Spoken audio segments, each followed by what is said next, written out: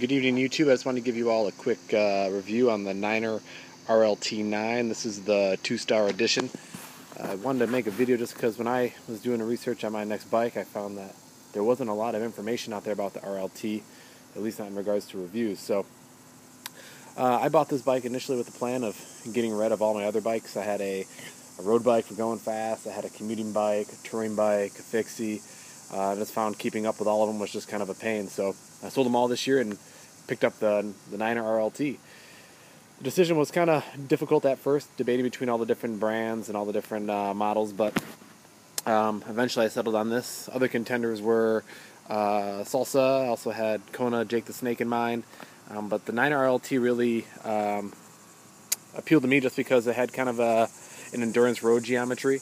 I love the fact that it had disc brakes, so that way I could swap out a different wheel set. So for example, this is the carbon wheel set that I put on when I feel like I want to go fast, which isn't that fast. And then I have my other wheel set that I use for commuting and touring, etc. So when I have this bike in its lightest form with a different saddle, it comes in at about 19 pounds.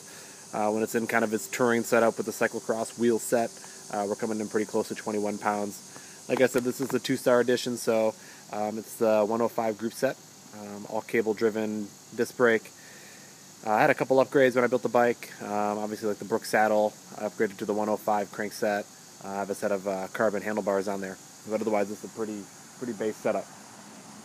Very pleased with the Niner. I couldn't be more happy with it, to be honest.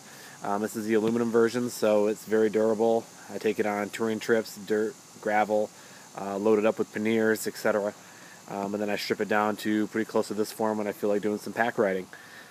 It performs pretty well. I would say the weakest component on it would probably be the brake set. I would like to upgrade that at some point, but it's definitely nothing that stops me from riding the bike. It's a great bike altogether. Plenty of room for tire clearance. For example, you can kind of see plenty of room to fit some more tread in there if you wanted to. I have mine equipped with the quad lock system, which I just love. Little tiny carbon bottle cage there. This is a carbon wheel set off of eBay. Works pretty well. Haven't had any complaints with it. Novatec hubs on the Brooks saddle. But if I can give anyone a word of advice, check out the Niner RLT. Love it. Works great for an all-around bike. Suits all my needs and doesn't do anything perfectly, but does everything extremely well. So if you're looking for an all-around bike to get the job done, Niner RLT.